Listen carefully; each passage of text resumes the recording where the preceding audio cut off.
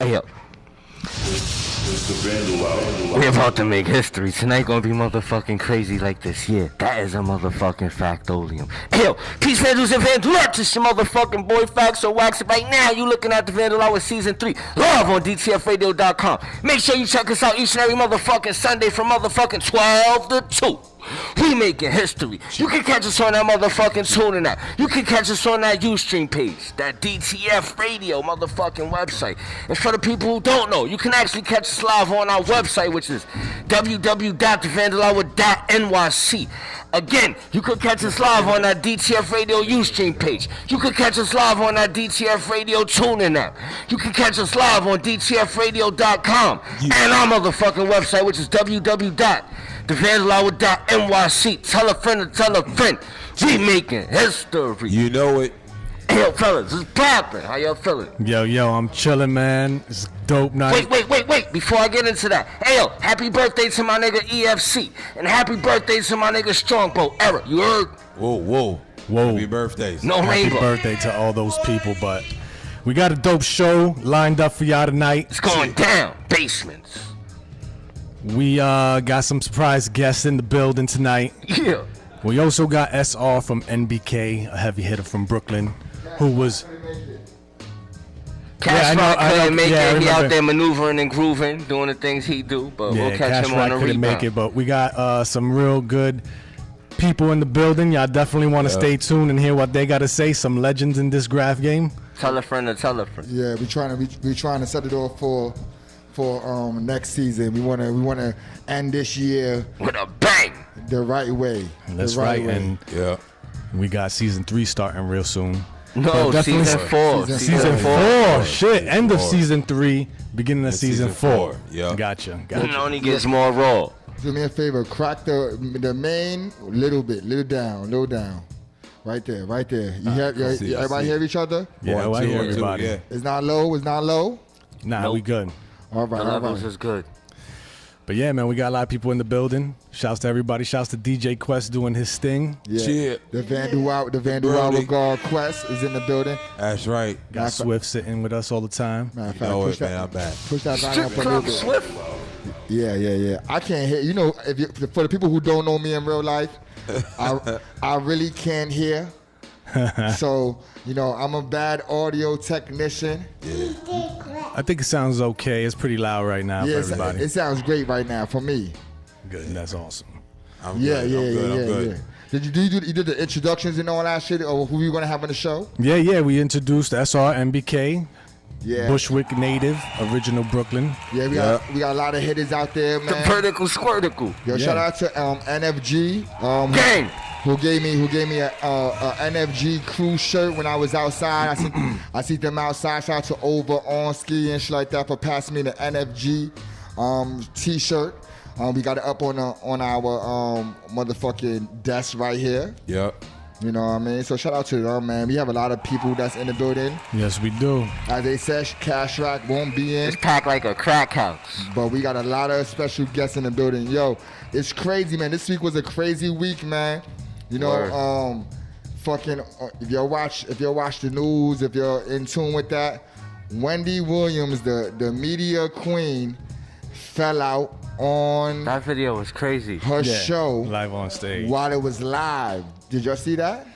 I didn't see it live, but I definitely saw all the memes that came after. Those damn edibles. Those edibles got her. The internet is ruthless. That's what it was? Nah. I mean, she from what she was saying. Your mic is good, Quest. That's a good way to promote your edibles, though. Oh, you know, I'll be playing around with that. Hell yeah. But nah, real talk. She was saying that she got overheated because of her costume. But yet, what did she have on? She had a Lady Liberty dress with like the crown, and that was it. Nothing spectacular. But the crazy thing about it was when she came out and made the announcement, she still had the outfit on. Yeah. She didn't change out of the outfit. So, like, if you was overheated because of something, wouldn't you get out of that? Yeah, there's a lot of conspiracy theories. Maybe she was going for a round 2. I got a conspiracy theory. She looked like a cyborg. You know those robots when they short circuit? Oh, yeah. So you think they hopped her? Pretty much. They switched her out. They switched her out at some point for a cyborg. Yo, what you call it? It's kind of crazy, man. Yo, do me a favor. Turn Facts Mike down one crackle. Yeah. That's so what you call it? Yo, whoever fucking her, he the real MVP. Yeah, he's good. What you call it? No rainbow. It's crazy, man. It's crazy, man, because it looked like she had like a brain aneurysm, man. Yeah. For people who don't, who knows a little bit about health and stuff of the body, the first thing that happened when it happened was she went and she tried to lick her lips. Was the first thing that happened. That's if you ever seen somebody who suffer from diabetes or people who go into types of shocks, that's usually a sign of that is happening. So she licked the lips, or she tried to lick her lips. Then also her eyes widened up real wide, even though she already have wide eyes, but her eyes opened up even more. If you don't know, Wendy Williams have thyroids, so I'm problem with her thyroids. She probably seen a picture of me. So something did happen. I don't think people were saying that it was it could have been staged and stuff like that. I'm gonna let y'all know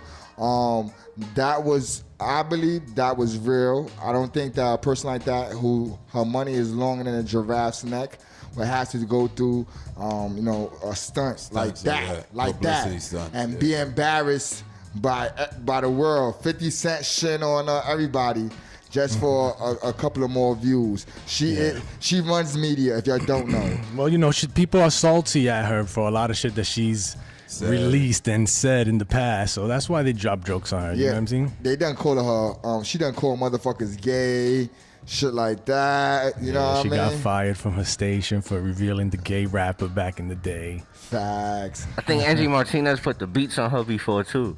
Was not. Yeah, I heard something like that. I don't know. Well, also in entertainment news or in social media news, Tyrese, man. Did y'all see this Tyrese incident with him crying? I seen a meme of it. That shit was type funny, like when you mess with a tranny by accident and it shows a picture of him crying. Yeah, that's funny. Can we get some gunshots? We gotta make sure that everybody's on point. Where's the gunshots, man? Got them back there, over here. Let's just in case we don't keep them both in tune. Yeah, so it's crazy, man. How you feel about this shit with Tyrese? I don't understand why he was crying. Like don't get me wrong. Like I'm not a parent, so I don't know how it would feel to have my child withheld from me. But I wouldn't go on social media or on like a public platform just to be crying, to be like trying to get a cry of sympathy. Because I was going to say you don't cry. No, I do cry, but I'm just saying. Not on social media. Right. I wouldn't go put that as a man. I'm not saying there's anything wrong with crying, but there's a time and a place for what you're doing, for what your purpose is crying. Like, you literally took the time out to pick the phone up while you bawling, and you went on there and you went on a rant saying, why, give me back my daughter, why? Like, dogs, you could have did a whole lot of other things, doing the same thing outside of crying. You know what I'm saying? Just to go on there and cry. What? You really want to show that you're sensitive? That's not going to get you Daddy of the Year award. Maybe he got an album coming out. Let him rock. He just dropped one, all right? It was... All right, that just boosted his sales then. Yeah, he's beefing with Rock also. Yeah, that's boosting his sales. The Rock shitting on him. And Rock said that his album was trash. His last album was trash. But supposedly they made up. They kissed and made up. Well, there was something that came out, I think, like yesterday or today, that he's threatening to leave the next installment of the Fast and Furious. I heard movies. the installment left him. I thought that it's the Tyrese. Are they doing a spin? Maybe that's why he was crying too. Who the fuck knows? I heard they're doing a spin-off with The Rock. Yeah, he's tight because they're doing a spin-off with The Rock, and so the next movie with him in it was delayed and pushed back, and so now he's tight. Yeah, that's crazy, man. They don't want him to rock. They just want The Rock. Tyrese is crazy, man. He need to go back to the back of the bus and start singing again. You wildin', man. That's how he got on. So everything else is uncivilized, man. It's unnecessary. But I don't knock him, but I wouldn't, like Swift said, I wouldn't be on there crying. You know what I mean? Yeah. I'm not gonna lie to you. I'm not a fan of the Fast and the Furious. I never watched. Maybe one of them I watched. I watched like 2 of them. The Tokyo Drift one was Social tight, media is fucking evil. Like, that's definitely one place you shouldn't be looking like somebody's son, and that's one place you shouldn't be crying on, because niggas is evil and they'll go in on that. Yeah, Fast and Furious is trash anyway, so I wouldn't be crying over that trash movie anyway. Nah, that check is serious though. That worldwide check is serious. Those racing scenes be crazy. crazy. I'm gonna tell you this right now. He had about like 3 flopped albums. Yeah. During the I Fast didn't and even Furious run. I didn't even know he dropped music. Exactly. Until Rock shitted on him. My point exactly. That's what I'm talking about. Like I'm not knocking him. I saying know. that he I makes remember bad he music, tried to but- do the rap for one minute. He was like, "Yeah, I don't even my remember new that name period. is Black Tie." Oh yeah, I remember that. I remember that. I do remember that. Yo, man, that shit was hilarious. They need to make a Baby Boy 2. Yo, this isn't the first time he's been on social media for some bullshit. Oh no, nah, he does do that. He does it Regularly? annually. He does it annually. Like he gets it every few months in. That's crazy. But on Every few another note, man, this dude Harvey Weinstein with all this sex fucking scandals that's been coming out, a lot of other people You want it right now. a lot of other people, yeah, a lot of other people has been being accused of the similar situations of rape, sexual abuse, grabbing bitches' asses, stuff of that sort. Listen, Word. Well, hold it. Some of the people that came out, They said Dustin was Hoffman. Dustin Hoffman is one of the Dustin Hoffman is one of the people. Kevin Spacey that's from crazy. Usual Suspects. Usual Suspect. Kaiser Soze. The guy that Kaiser Soze is a rapo, Word. and he's a fucking pedophile, Word. and he's a pedophile. We're not gonna, This is just the beginning. Watch. and also college professors has been being accused. Haven't seen a girl inside touching Lacey and got a booties. little spacey. Yeah, they even accused George Bush Sr. They said that he took a picture with some And he- reporter and he grabbed the ass. Yeah, they said actually in the picture, there's a picture that they show, and he's in the chair and he's grabbing her ass. He's grabbing booty. and they say he usually do this on a regular basis, and he tells a dirty joke, the same joke I heard he tells to everyone. And he apologized for the shit. That don't mean shit. I'm just saying that's what he did. And they're not following up on the George Bush thing. But everybody else, man. What you think going on in these colleges? Like the professors pushing up on a girl who got an F. Like, yo, if you let me stroke, I'll give you an A.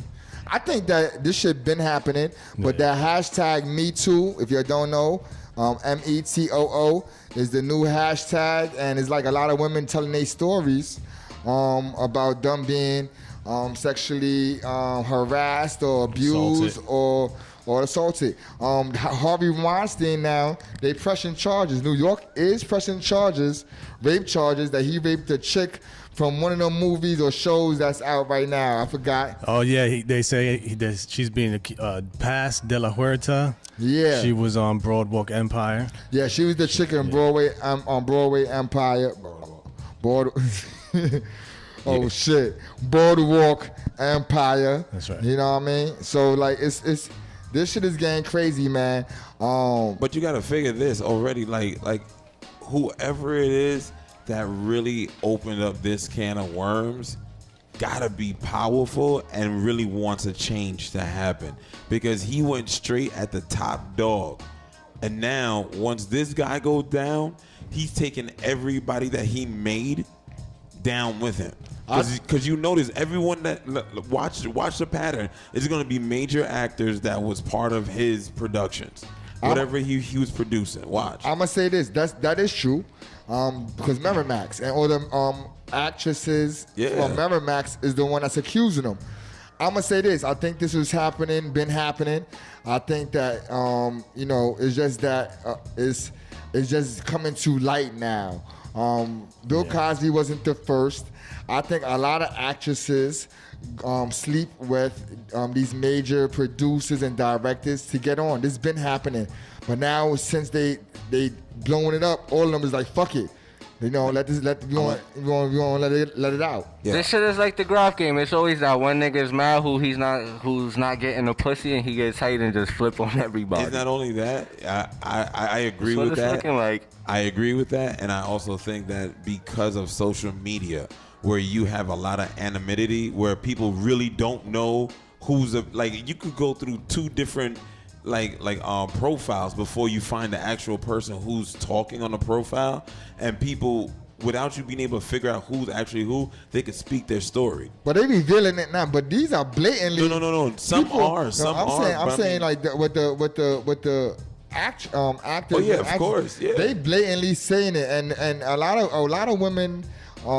It can maybe in a fake page, but I know like a lot of you women just use this is what really what's happening. It's not in nothing. I don't believe that these women are lying. I think that a lot of this stuff has always been happening.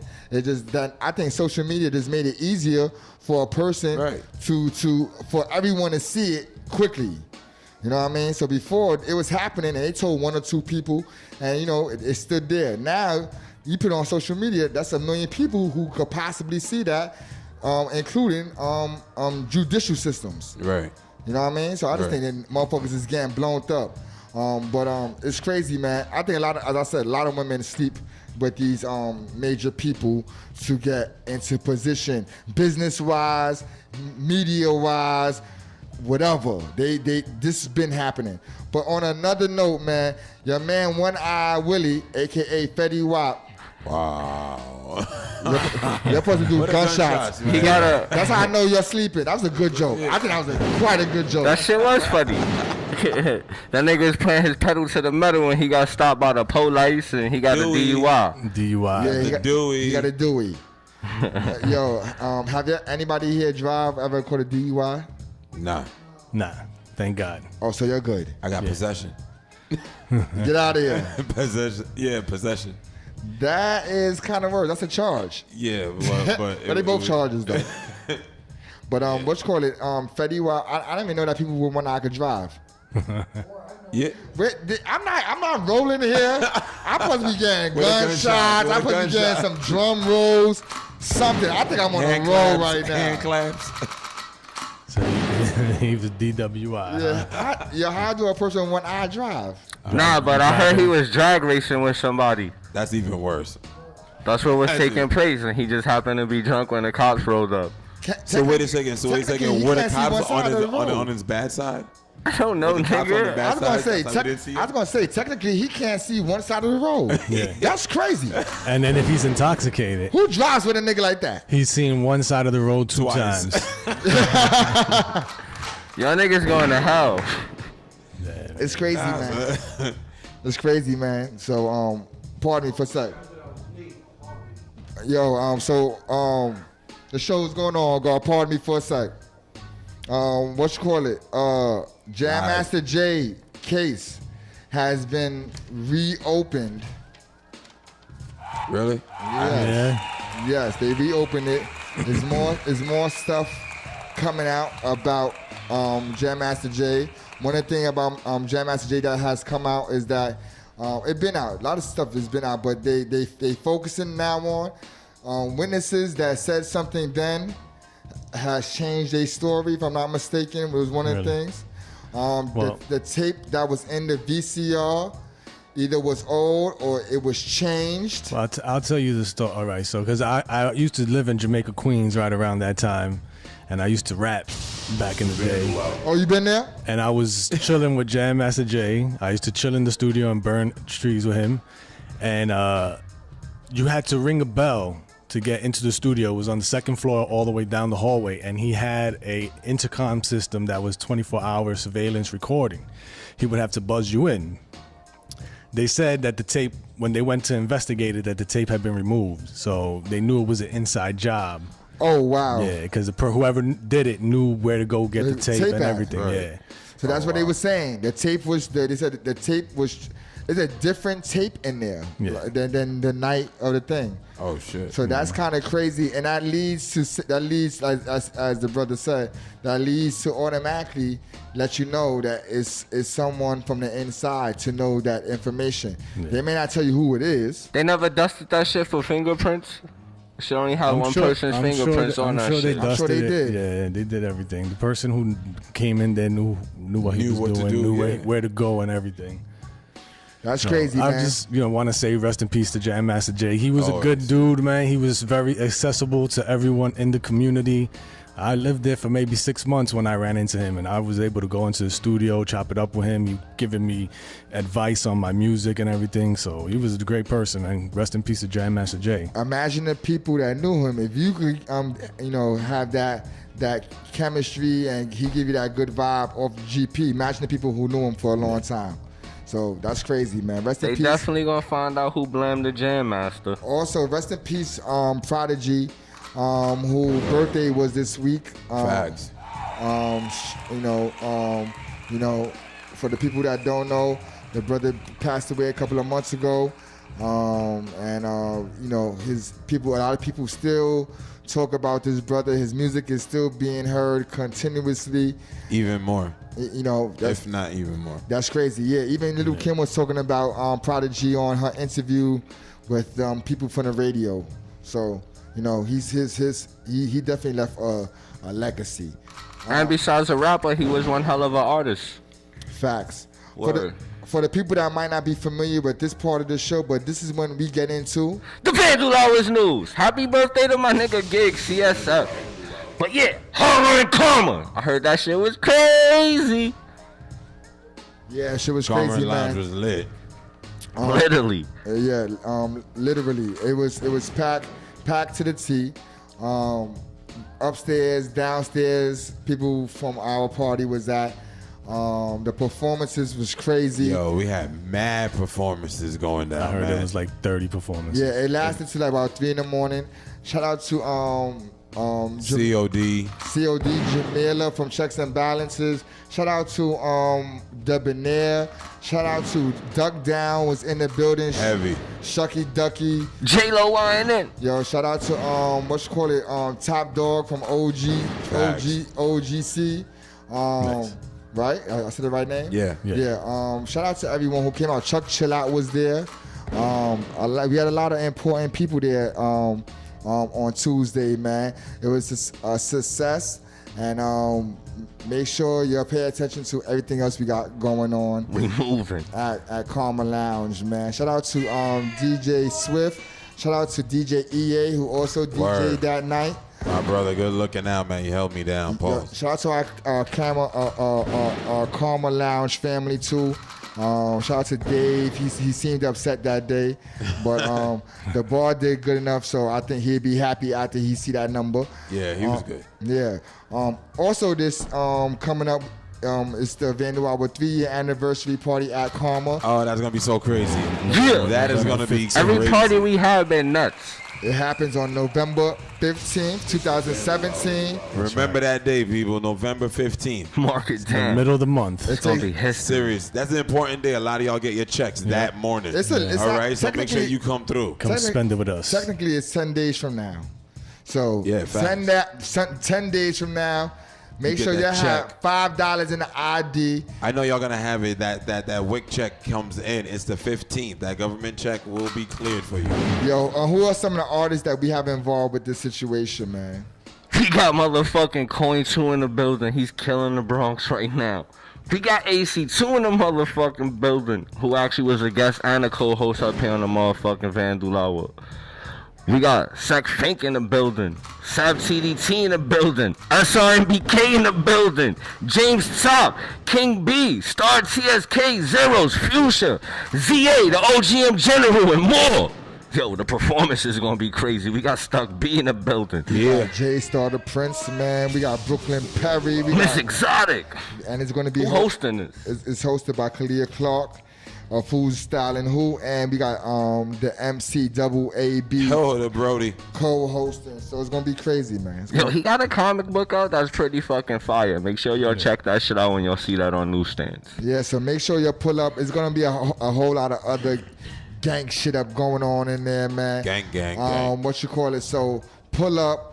November 15th, Karma Lounge, man. Also on November 22nd, Right after that. the Vandal Hour presents Bob Floss and Friends. Our show at Karma Lounge is from 6 p.m. to 12 a.m.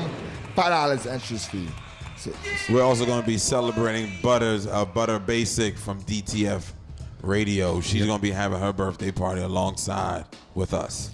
That shit gonna be lit. yo, who's some of the friends that's involved with this situation?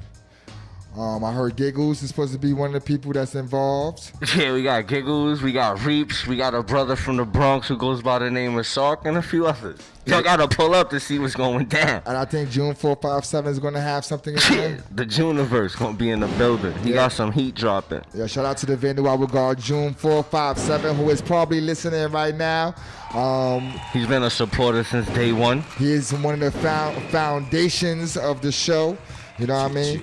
I'm kind of mad because if he was here, if he knew who some of our surprise guest was, he would probably be here. You never know. He might pop up like a pimple on prom night.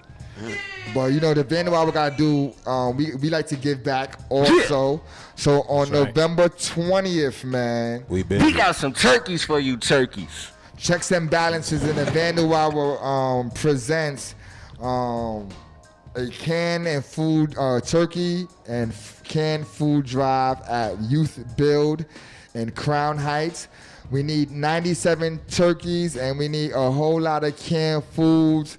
We need your support.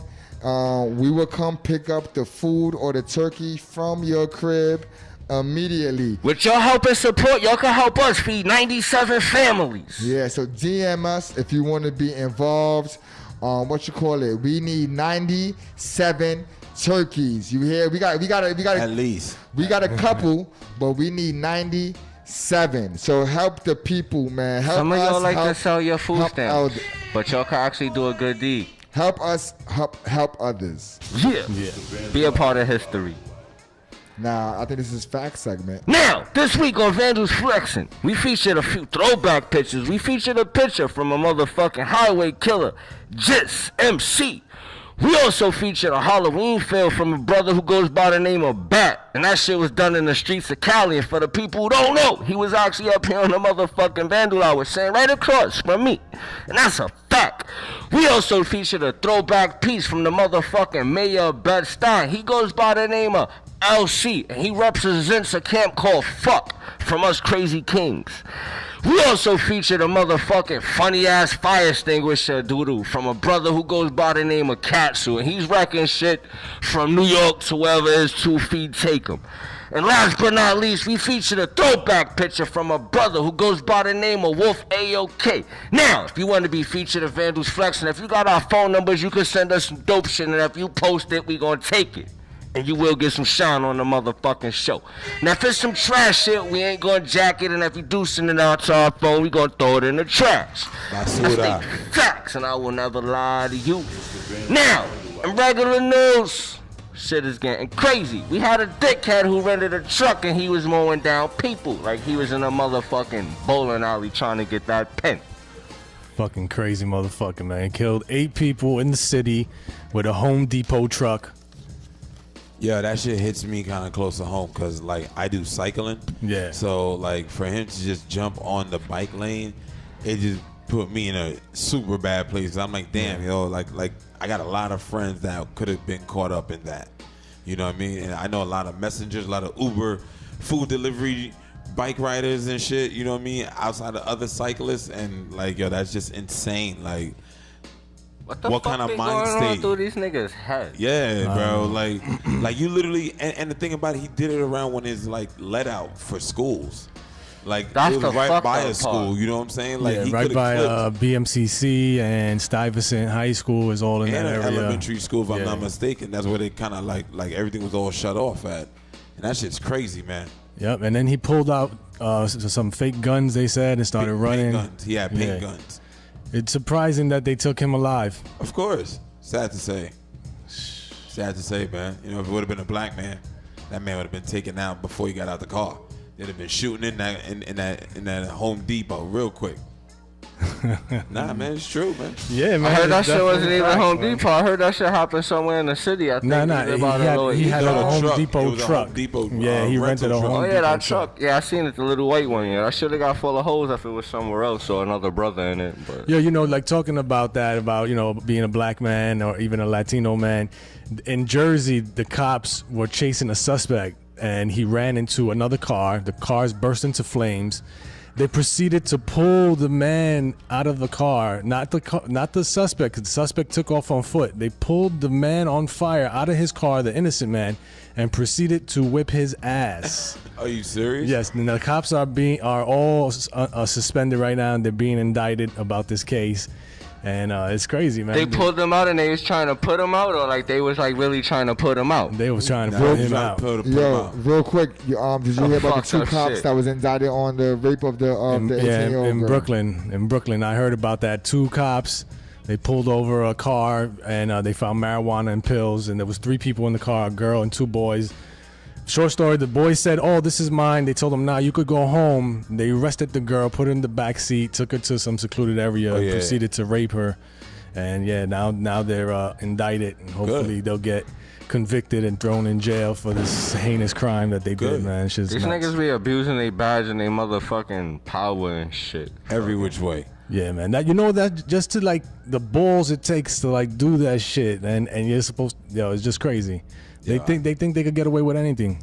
That's crazy, man. Fuck the police. Hey yo, we gonna take a short music break, and when we come back, we got the Knickerbocker King in the building. Tell a friend to tell a friend. We making history. Hey yo, DJ Quest, do the things you like to fucking do. Cheer. Yeah. In tribute to Prodigy. Happy birthday, my brother.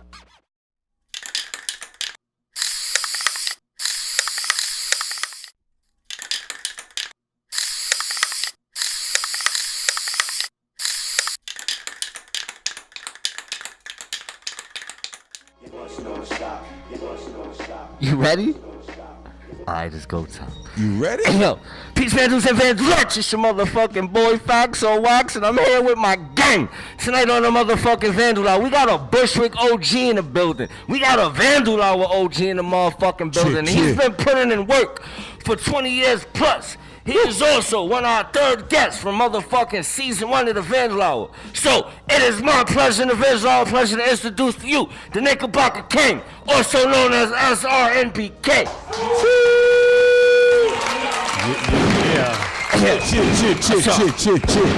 What's poppin'? How you feeling tonight? Yes, I'm feeling litty too titty, baby. Yes, that's what I like to hear. Yeah, I know Swift like that because he be in the strip clubs a lot. Yep. That's right. Yep. It's my life. That's right. How you doing, SR, man? How you doing, brother? Yeah, I'm chilling over here, man, enjoying the weather. Yo, this motherfucking weather is crazy. Yeah, one day it's hot, the next day it's bombing. You don't know to come outside with motherfucking swim trunks and a tank top or a snorkel and a ski hat. You get up to go out in the morning, it's 40 degrees. You come out of work, it's 72 degrees. Not even for lunch is like 72. By the time you get out, it's 55. Shit is crazy. By the time you actually try to think about going outside for like a store run or a drink, it's like 30. Yo, us, for the people who don't know, like, we got a lot of new followers and a lot of new viewers. You was actually on season 1 of the Vandal Hour, the 3rd episode, to be exact. What's been going on since then? Well, since then, a lot of bombing, a lot of networking, getting into a lot of things, videos, clothing, shit like that, a lot of artwork, stacking up material for shows and shit like that. I'm just putting in work, Do people still reach out to you about that episode? All the time. People say that, a lot of people, I'm not just saying it because it's me, but a lot of people say that my episode was one of the best interviews and stuff. So a couple of people hit me up and said that the audio was off. That's when you know what I mean? I was like, oh shit. So I'm back.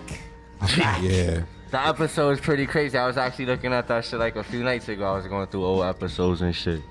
And that shit we had little copyright issues with that one, with the YouTube. So yeah, YouTube we had like some music bullshit playing on that. So yeah, niggas hacked my voice. Yo, man, they got us on a couple of times, man. I was pretty tight about that. It's OG, man. It's much love, man. Yeah, we got the formula down packed now, so it won't happen again. Word, it's been crazy since the last time you was up here and shit. Like, the room looked a little more grimy and shit, like it was dim. But yo, DTF Radio and the Vandal Hour, we getting shmoney, so things is brightening up. Money. You know what it is. Yeah, SR is a veteran of DTF. He came from the old station too. Yes, Yeah. from the other location. Yep. The Bushwick That's Ave right. days. Yep. I had SR on Decipher one time Vandal out. with his homies a long time ago. How was that episode and what did y'all talk about? It was dope. His boys were about to turn up the room though. We had to shut it down for a second. Like, yo, chill. Oh yeah. Oh damn. There was an incident with our DJ. Yeah. See, it's not Rubbing each Swift other or the wrong Quest. way. Not Swift or Quest. We know how to do shit right. We do not insult our guests. That DJ is not here any longer. Actually, the last time I was here was in the 501 reunion show, and you was killing it with the. Oh, thank you, man. That was a dope ass episode too. Yo, we got some motherfucking classics under our belts. I was hype about that because, like, if I'm not mistaken, that was like my first year being part of the show, and it was like, yeah, we have the 501, and I was learning about everybody. So I was like, I'm just sitting there, just like, oh shit, this is dope. And I'm like, screw that, I'm gonna play all dope music, all throwbacks, that's hardcore, like everything that everybody was like hitting up walls back in the days. Nailed with. it. You fucking nailed it. Swift be going in. It's a lot of niggas who don't even DJ who be hating on my DJ, and I don't even know where y'all do that at, but I be finding that shit funny as fuck. So that I means he's appreciate doing that. something right. Word, I appreciate that. Keep it coming, But, man. you know, Good. SR, since the last time you've been here, you said that you've been working on clothing and merchandise. Yes. Tell us a little bit about what you got going on with that. All right. Well, first of all, my boys from ExtremeSupremeFresh.com, ESF.com, basically. He got the hookups and everything, you know. So he wanted to hook up with me so we could, you know, kick ideas around, and we came up with a lot of stuff. And basically, he has a clothing line called Glory. Okay. And stuff, and he been doing it for years. Like he used to do all the shirts for Smack and all of them. Okay. That Crooklyn hat that you rocking, that's actually something y'all collabed on together, right? Yeah, most definitely. We had stuff that came out and sold very quickly or whatever. So since we seen the response from that, you know, we just, you know, gonna keep on the momentum. Why y'all decided to put a C and not a B? That was ESF's.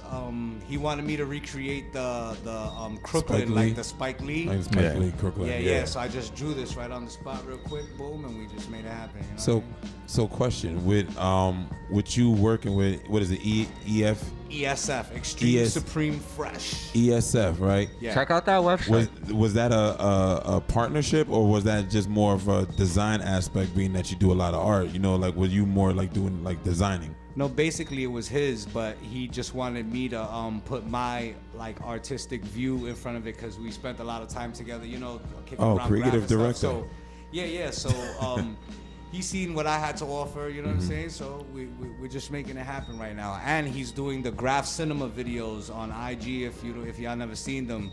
He's putting like the movies together with graph footage and everything, and Yeah. he's Okay. really Yo. getting a big following from doing that. You do clothes and shit, like me and my people, we do things, and as I talked to you earlier and shit, my nigga Bob Floss, he got a show and he wants you to host it. You should bring some of your garments out and shit, and you know, let the people see what you working with. Yeah, most definitely. We got like mad rap artists and all that be coming in the building. One day we was in somewhere tearing this shit down, and DJ Premier popped up and he was chilling with us.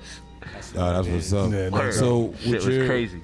with your the Graph Cinema that he's doing, is that part of like the new 1 minute movies that they're doing on Instagram solely? Yeah. Basically, yeah. He's taking that 1 minute, but he's making it a fucking ride, like Like a full on like short movie. Yeah, beautiful. Nice. He's- See, like a yeah, little he's short taking it- film.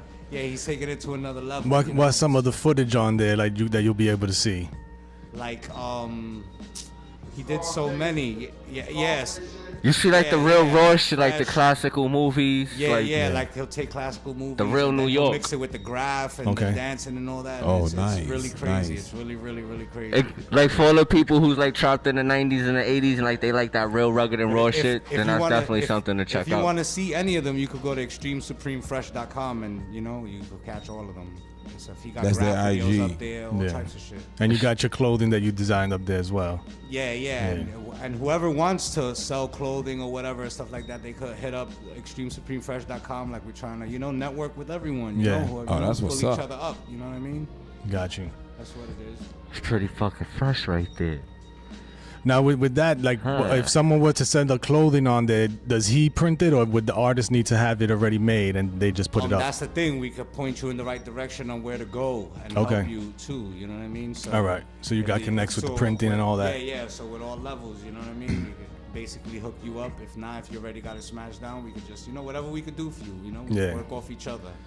Nice. Yo, as of lately, not to say any names and shit, but your name, like, that shit's been going around New York City like party flyers. Like, can y'all give like a little breakdown on that? Oh man, yeah, son. My name been floating around for a long time for whatever reason. Some good, some bad. You know what I'm saying? Yeah. You know how it be. All publicity is good publicity. Yeah, exactly. This shit is like a giant novella, and I'm fucking Blake. I'm Blake Carrington. Nice, nice. He took it back on that one. It's mad crazy and shit, but for the most part, I got a lot of friends in this graph shit. I met a lot of good people that became family after years. There's a lot of fakes and snakes and everything in every aspect of life. You know what I mean? I try to stay sucker free. You know what I mean? It's very hard. Very, very. That's probably the hardest thing possible. You know what I mean? But I'm blessed to be fucking surrounded with the same niggas from day one, you know what I'm saying? That's always good. And I got my whole family here, my nigga, the Nova Squad, DTF, KED, fuck U2K, everyone, CLV, everybody, NFG, all my niggas, bro.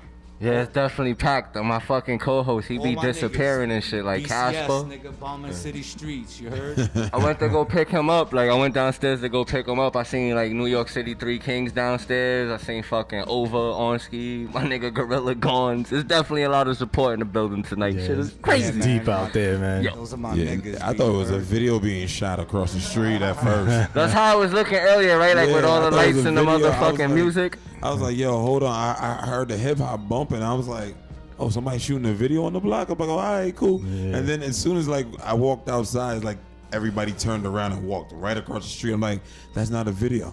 That's not a video going on. That's basically how I use graffiti in my life and shit. You see, like this, we all get together, to support each other, and that shit makes you feel like a superstar moment. You know what I'm saying? Yeah, for sure. So graffiti's our world. We created this, so I'm gonna get out of it what I want to get out of it when I want to. You know what I'm saying? Get something out of it. You know what I'm saying? I fuck around in the streets whenever I feel like it. I diddle, I dabble. I already put my work in, fuck stripes, fuck fame, fuck all of that shit. I do that shit just to hang with my niggas, Joe, and you know what I'm saying, Poe and Ever, and just to get together and blow off some steam, my nigga. It's not that serious. We didn't fucking invent the time machine or sliced bread or something, you know what I mean? This shit is just exercise, my nigga. But we moving on to bigger and better things. We taking the wave that we built for all these years, and we're gonna monetize this shit into dollar sign. That's what's up. That's what's up. That's how you gotta do it. That's what it is, my Yo, nigga. Before the show started and shit, you brought us a dope ass motherfucking canvas. That shit is fire as hell. Now, if somebody wanted to purchase something like that, how much would that run them? I don't know, depending on who you are. If you a hippie, you paying. The details on that shit is... That's what it is, my nigga. The motherfucking details on that shit is crazy. Like, some of the people can't see what I could see and shit, but like the letters that say the Vandal out where the shit pops out, and some of that shit got some of your new school and some of your old school outlines on that. What inspired that? I don't know. I just wanted to give everybody a little taste of the evolution of SR, from the first 1980 whatever throwy to the 1993 to the vertical throwy, some people like this one, some people like that one, you know what I mean? And so I just give them all three. Fuck it. Yeah. So now, I mean, just on the lines of that, just seeing the work that you put in with that, I just got to ask you, since you've been in the culture for so long, how do you feel that the game has changed since you've been in it? The game changed or they evolved? It evolved, yeah. I'm not gonna say changed. It evolved. It's good and it's bad. You got a lot of things that I don't like that the young kids do now is like they hug your shit. Wherever you catch a tag, they're all over your shit. They nip people. Back in the days, if you nip the wrong person, you're getting beat the fuck up. Now it's cool. You know what I'm saying? I really don't like that. Shit, but it's good and bad, bro. There's niggas that's doing it, but then there's niggas that's not doing it, that's supposed to be doing it. I don't know, man. It's not the same. It's not the same. Do you feel that the game has gotten a bit softer? It got a lot softer. Okay. The niggas that keep it live is the niggas from my era. Whenever they feel like coming back and making noise, Right. like the Strongbow unit, you know what I'm saying? Yeah. Bobo Ever and era, they came back, shook the game up. Niggas woke up again and started getting back on their game. Cause you know, these niggas came and killed the whole entire New York like in a fucking month or something like that. Damn. Just made everybody look like fucking cheese, you know what I mean? Yo, and they actually did that shit after they interview on fucking season 1 of the motherfucking Vandal hour. We are wave. Tell a friend. Yeah, hell yeah. You know, you got niggas like that. That's real street hardcore bombers. These are the niggas that inspire me, influence me, you know? They went so hard like they don't even have to paint for like the next year or two, and you still see shit rocking. Still rocking. That's nuts. That's crazy. How much paint you think that shit took? I don't know. You're gonna have to ask them, but I'm gonna tell you. If I racked 10 cans, Ever will rack 50. If I rack 50, he's racking 200. That nigga's a beast. That sounds like somebody I need to go racking a with. beast, Like shit man. like that. Beast. That's Beast. crazy. So now, do you feel that Bushwick is still relevant when it comes to the graph game? Yeah, most definitely. Of course, how can nigga. how can it not be relevant? The writers from Bushwick that are in Bushwick that made names for themselves and for the surrounding area like Bed-Stuy, Greenpoint, East New York, South Side, all the surrounding areas. There's a lot of major writers that really grow up very close to each other. Okay. That the whole graffiti world would be dying to meet this person and that person and this person, but we all know each other, so it's nothing. You know what I mean? Right. So definitely, we're a big part of graffiti. Bushwick ain't going nowhere in the Yeah, graffiti I mean, Bushwick community. is very Big part of relevant. I mean, especially with the fact that it's like an artistic hub, you know. Now, with that being said, and gentrification that's going on in Bushwick, do you think there's like friction between like hipster artists and graph writers? Yeah, definitely. Of course. We hate them. Now, do you think they're taking a lot of the space and the walls up? I just think they taking everything up, and they personally put my rent up. Yeah. So Right. you know, fuck them niggas, B. You know, them niggas go back to Utah and Kansas and all that other shit, wherever they came from. That's facts, man. What's some of the old heads you still see like trying to keep Bushwick alive? Old heads trying to keep Bushwick alive. All my niggas. Everyone from my nigga Turn, ZW, fucking. It's a lot of old niggas. If it wasn't for us, Bushwick would have been dead. Who are some of the young cats you see him putting on for Bushwick? Oh, of course, my son Doser, you know what I'm saying? Evok, you know, a couple of heads. There's a couple of heads and shit, but it's not, like I said, it's not like what it used to be, you know? It's not. Now that you're older head, an OG in the game, do you like ever spit game to the younger cats and let them like teach them some things? Yeah, most definitely. I always try to add on, bro. I get a lot of slack for that shit too. A lot of flack because people be like, "Oh, you too nice," or you know, like, Yeah. fuck that. You know, when I was younger, nobody put me on. Niggas was like, "Oh, you're a toy." That's it. You know what I'm saying? And I had to fight to get to, you know what I'm saying, some type of point where I could be respected. But yo, any young nigga, son, I give everybody. To the toyest nigga, you cannot sleep on nobody. Graffiti. One day you pop up, and Yo. the toyest nigga will be everywhere and Right. make you look like shit. I seen some shit where you can't. not to cut you off, but speaking of like that topic, I seen some shit like where you and Fabulous was having like a conversation on Instagram. Like he actually responded to you, right? And like y'all was talking about graffiti. That nigga, he posted a picture of a black book from '95 with his throwy. It says sport. So then I wrote, yo, Fab, as a rapper, you the man, you one of my favorites, but as a writer, you're a toy. I'll rag the shit out of that. And then he responded immediately. He said, yo, in 96 or 95, I was just a 16-year-old kid. I like to see graph. He said, you're a Brooklyn king, but don't be so hard on the toys because When one of they- them, they'll be fabulous. Ha, ha, ha. That shit was pretty funny. Like when he responded to you, how did that make you? Like how did that make you feel? Cause like the celebrities, they don't just respond to just anybody. Yeah, nah, that shit made me feel real good. I fucking reposted that shit immediately. But you know, shit like that, basically, I'm kind of used to, cause you know I'm a hood celebrity. You know what I'm saying? Like, oh Right. shit, that's all. I'm used to shit like that already. You know? Nah, since we talking about celebrity status and shit, you and your crew, like y'all contribute a lot to the motherfucking graffiti culture lot. over the last 20 years. Like don't where get do credit you for see nothing, NBK in the next 5 or 10? Yo, I don't even know. I can't even answer that question. All I know is that we're looking out for bigger and better things. We're networking. We're trying to, you know, get our minds together to try to, you know, start this foundation for this empire.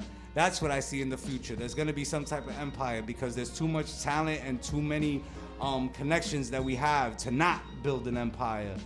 You know what I'm saying? I don't want to work for the next nigga forever. You know what I'm saying? I'd rather break my hump for myself and my family. You know what I'm saying? And my niggas. You know what I mean? I could take that shit like a shovel.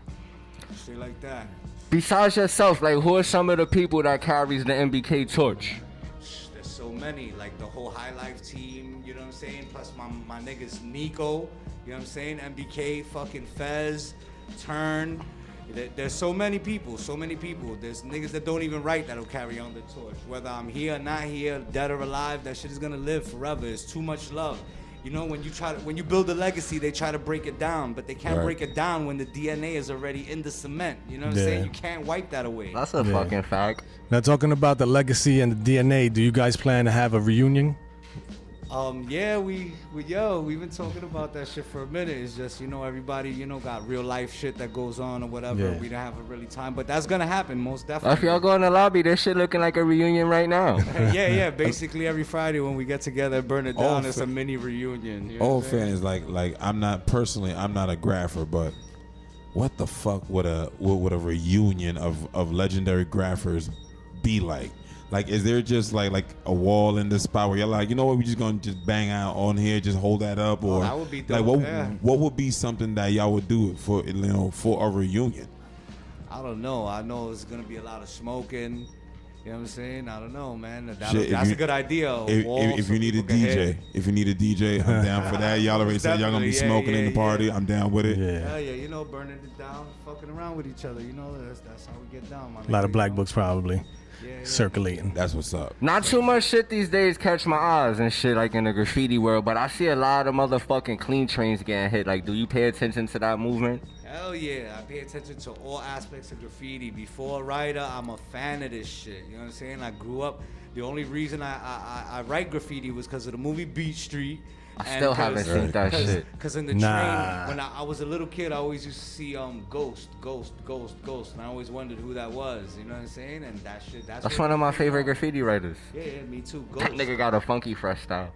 Yeah. Easy Jaws, all of them niggas. I used to see that shit and be like, wow. You know what I'm saying? Besides Ghost, who are some other people you used to see up on the trains? Like me, I used to see Reeves AOK, fucking Cat AOK, my nigga Fogs 501, Nom, GA, Audi. Yeah, I used to see all of that shit. Peak PG. Fogs, I seen Fogs, I seen fucking PG, rest in peace, TK, you know what I'm saying, Fib. Deck VIC. Yeah, you know what? Deck, wow, VIC, yup. It's funny you mentioned PG Both because AC2 sent us a message saying that's crazy. that PG died on November 4th in 1999. So rest in peace to that man. It's been It's 18 It's actually years. been Rest in 18 years peace. since he's been gone. Let's give him a moment of silence real quick.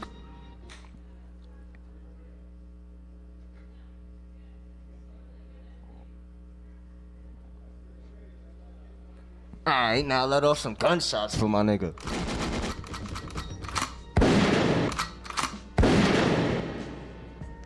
Now, did you personally know PG? Yeah, of course, hell yeah. Yeah. How was your relationship with him? It was great.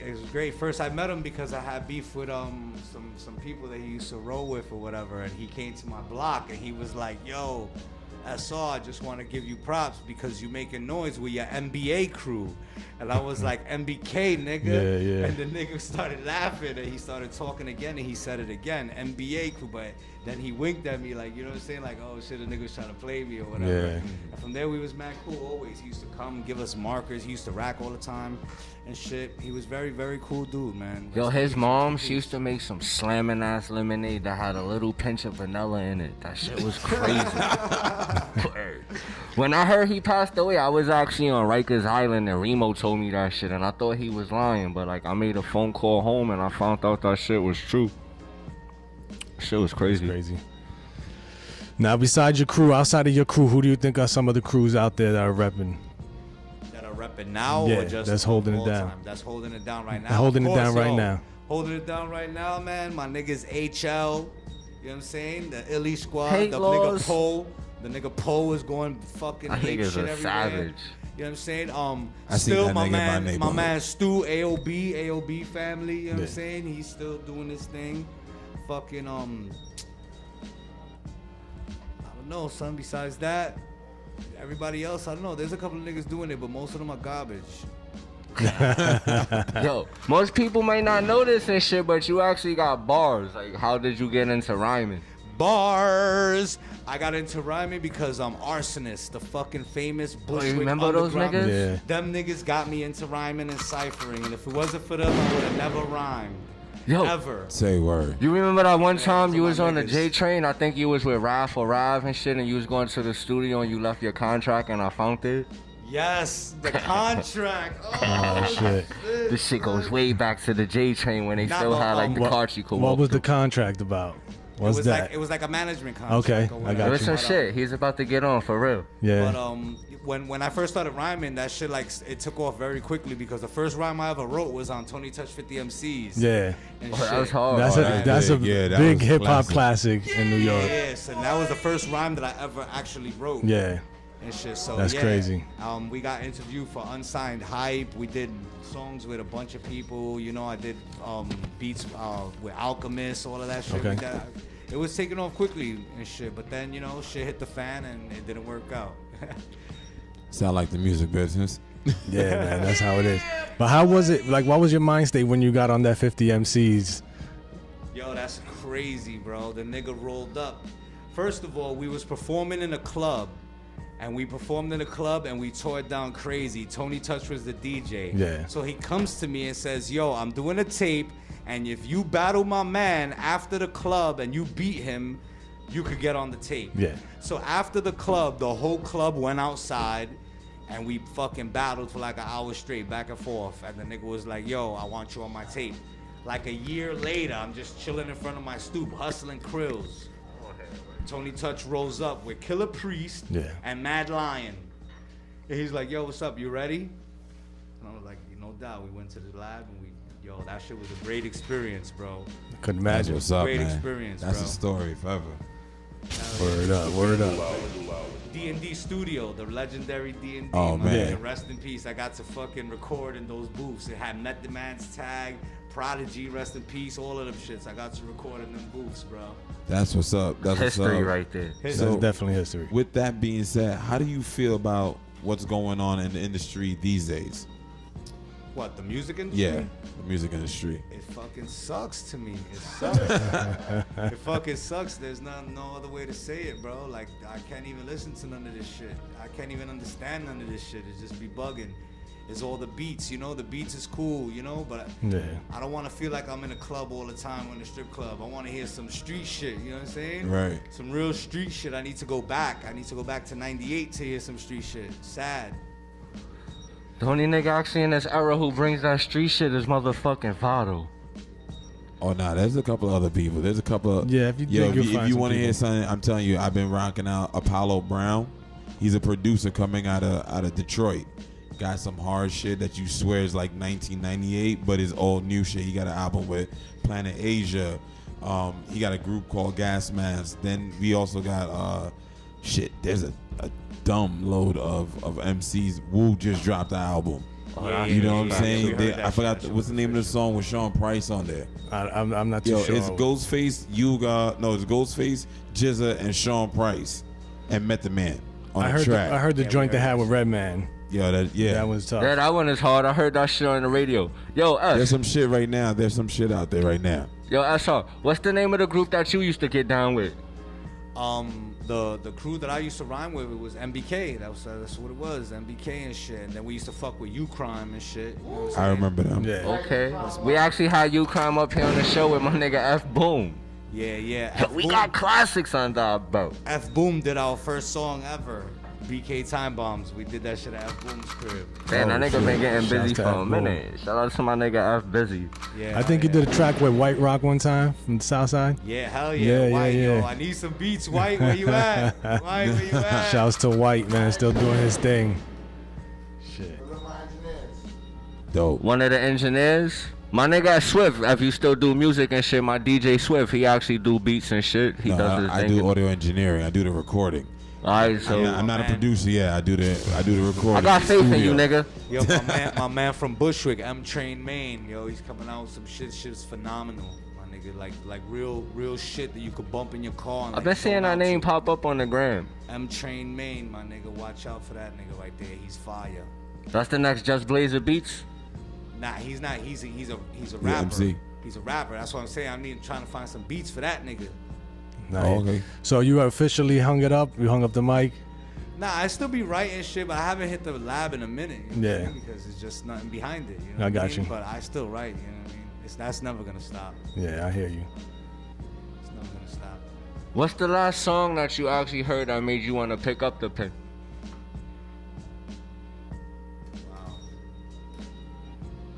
Wow. When Fab came out with that last shit, that fucking last mixtape, that shit made me write some shit. What was the name of that shit? Freddie vs. Jason? No, that's the new That's one. coming That out shit, I soon. waited That's for the new one. That just dropped. We were Yeah. talking about that shit. What was the last one? I forgot the name of it. Yeah, that nigga got a lot of matter of fact, Summertime Shootouts, I think that mixtape. But hey, yo, we about to take a motherfucking music break with DJ Quest, and when we come back, we gonna make some motherfucking history. Tell a friend to tell a friend. Go get a drink, go roll a blunt, but don't go nowhere. Stay tuned. It will be epic. Hey, yo, Quest, do the things you like to do. It's the Vandal Hour. Yo, before we take this music break, yo, S, you got any last words or shout outs you like to get the peoples out there? Let me I see. be on the motherfucking move. I'm gonna give a shout out to everybody that supports me, it's fucking hot in everybody here. that don't like me, that wants to kill me, jump me, stab me, beat me up, shoot me. You know where I'm at. Hit me up, DM me. We can meet up. Come with a body bag, kill me, all of that shit, my nigga. I ain't fronting on nobody. Whoever wanted, they could get it early. So that's all I got to say. And everybody that supports me, man, I love y'all niggas and stay up. You heard? Remember where you heard it first. Hey yo, peace, Vandals and Vandalettes. It's your motherfucking boy Fox on Wax, and we gonna take a music break with DJ Quest. And when we come back, we gonna finish making history. Tell a friend to tell a friend.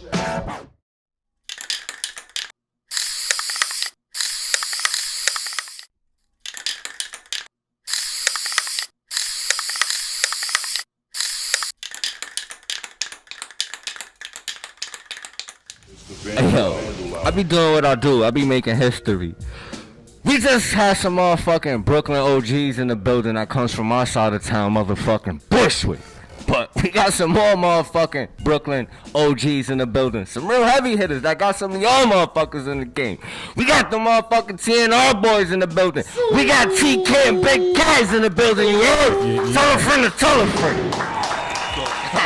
Yo, we got a lot of hitters in the building. Last but not least, we got motherfucking Easy in the building. He's a day one supporter of the Vandal Hour. This name might ruffle a few feathers, but we got the motherfucking queen in the building. And she goes by the name of Karma. Tell a friend to tell a friend. Vandal Hour, we that way. Yo, shout out to the guard, Rudy Lowe, Yeah, Polo man. Don. That's right. my bro, the original Seven Hoods, original TNR. He holds us down on a regular basis on many. Episode classic. So I just want to say thank you all for coming through to the Vandal Hour. Y'all are like the foundation, some of the foundations of this Brooklyn graph, or graph period in period. So I appreciate y'all for even coming through. I don't think people was really expecting y'all to be here. I sure wasn't.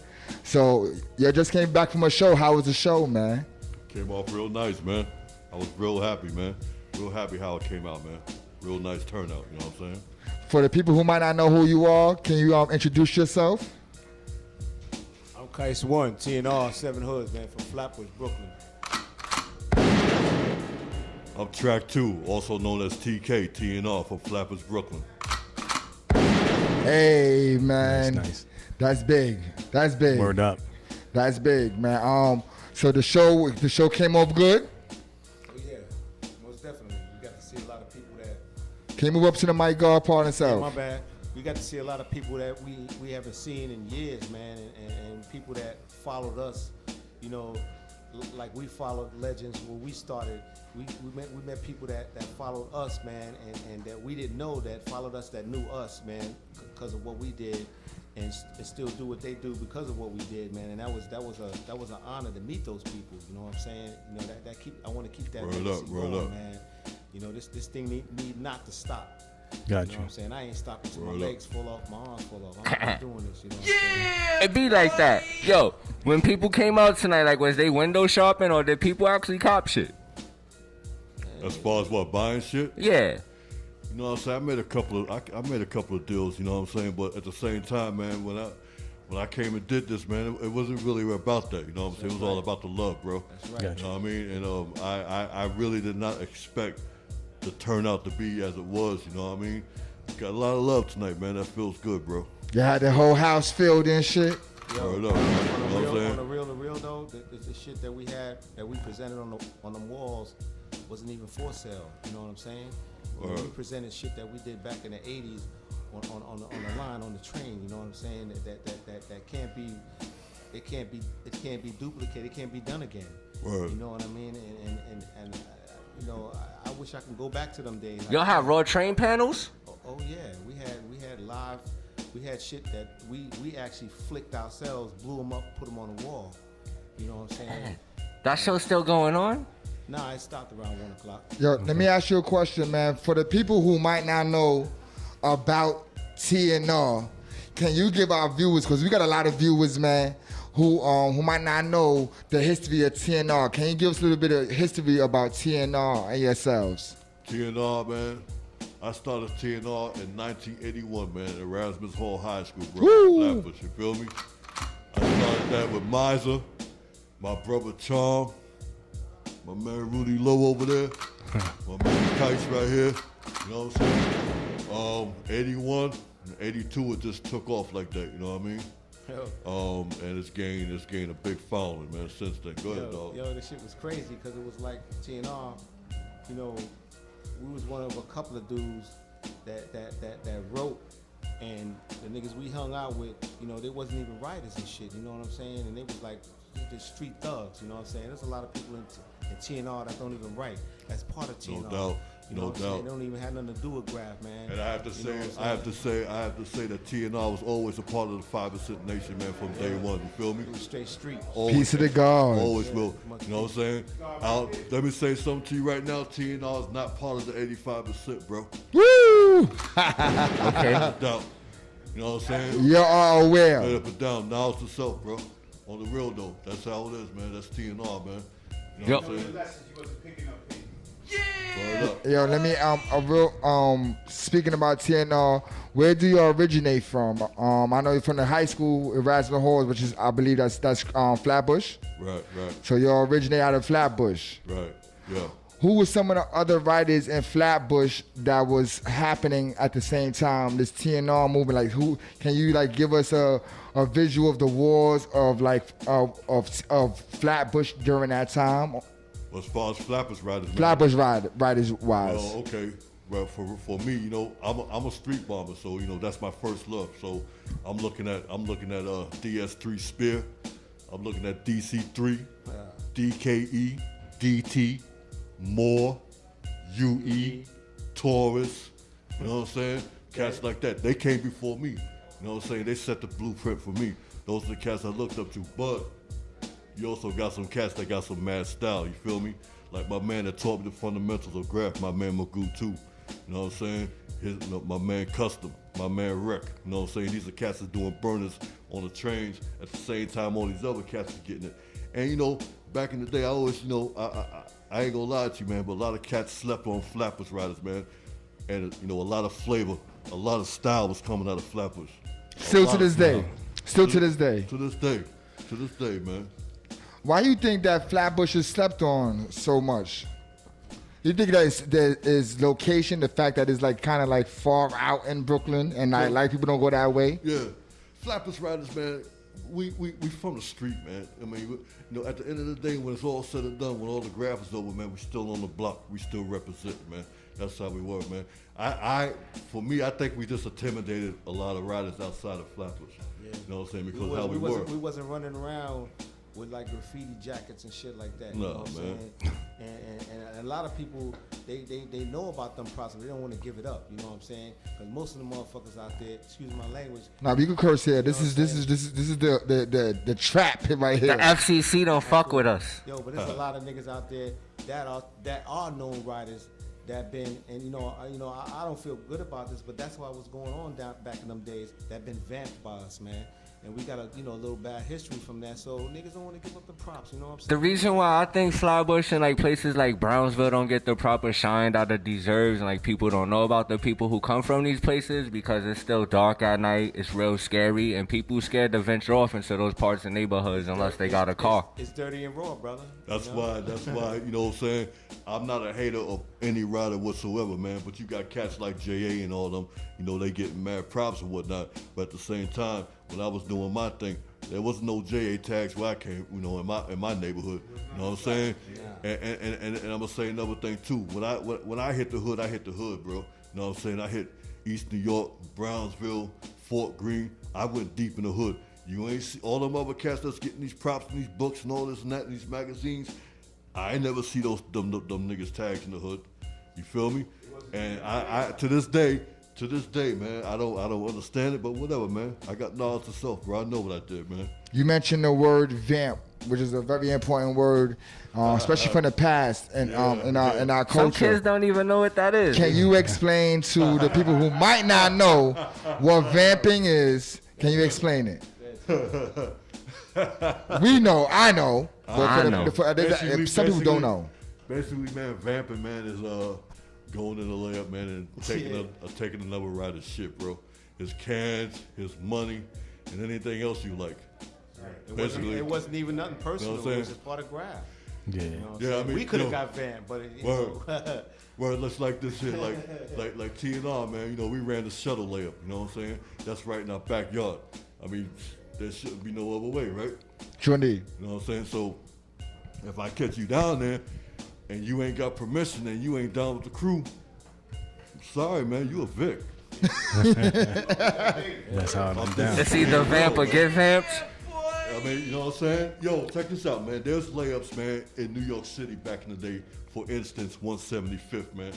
I don't care where you from. You get caught down there, man, you got problems. You know what I'm saying? You got a lot of layups around the way around that niggas protect, man. Yeah. You know what I'm saying? That's how it was. So at the same time, you know what I'm saying? Flappers, man, that's T&R right there, man. You ain't bring your ass down to the shuttle, man.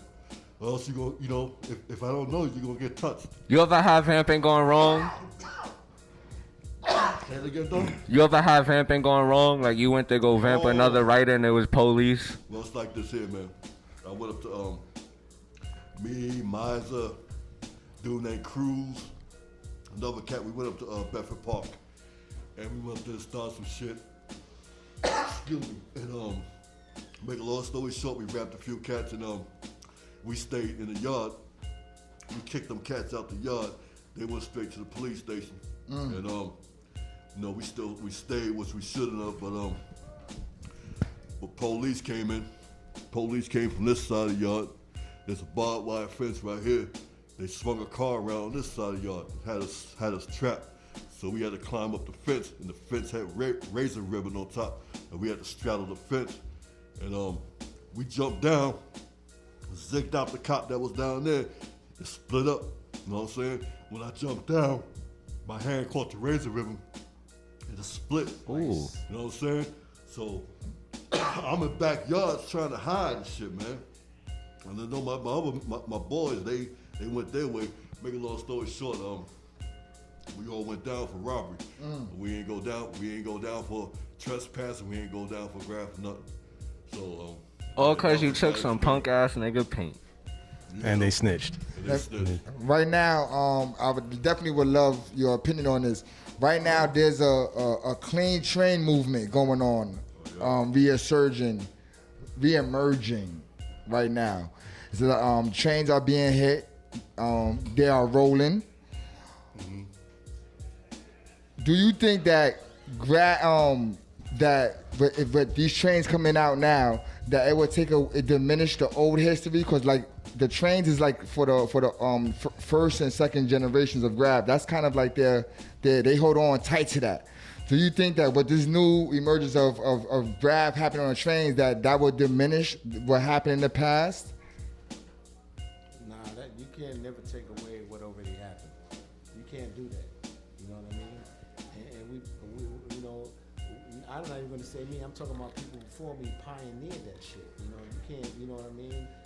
I wish to God that shit would happen, though. I wish to God that all riders would get, because that's the only way we can do it. If all the riders got together and just went against Vandal Squad or whoever was trying to protect them trains, that's the only way we can do it. But it's not enough that's willing to do that. Some of these niggas are scared. They wasn't even born with the cashews. Yo, I'm down for that. You know what I'm saying? I'm down to do that, but we can't do it alone. We were some of the last people hitting them trains, man. We battled at MTA. You know what I mean? But we couldn't win. You know what I mean? We going against the government. You know what I'm saying? What was that feeling like? Like you rock a whole cart and you come out in the morning, you see that shit speeding down the bush. Yo, man. Right. Yo, man, I lost 180 cans before I even was able to do a damn whole car, dog. God damn, how'd that happen? It was a raid, man, just layup and shit, man. I'm thinking that I was set up, but whatever, man. You know, we came in the layup with 180 cans, get ready to do a whole car. Me and the cat named Smiz and the DTs jumped down on us and whatnot, man. We had to leave 180 cans behind, man, but we got away, though. You know what I'm saying? We got away. So it took about 180 cans to do a whole car. How many hours that type of production takes? That probably take a weekend. Wow. I've done, you know, if like for instance the track 2 whole cars that I did, that took a weekend. You know what I'm saying? I do as much as I could do, go home, chill, come back again, finish it up. That's how, because the layup was that nice. Yeah. Now some layups, man, you just got to do the whole thing. Yeah. Because it ain't that nice, you know what I'm saying? So it depends on the layup, you know what I mean? You ever started like a whole car and you came back in the morning, somebody ate your paint? Somebody did what? Went over my shit? Yeah, like you came back, like your piece is not there, like that shit got remixed. That ever happened to you? And if so, how that made you feel? Like it disappeared? Yeah, like somebody else shit there.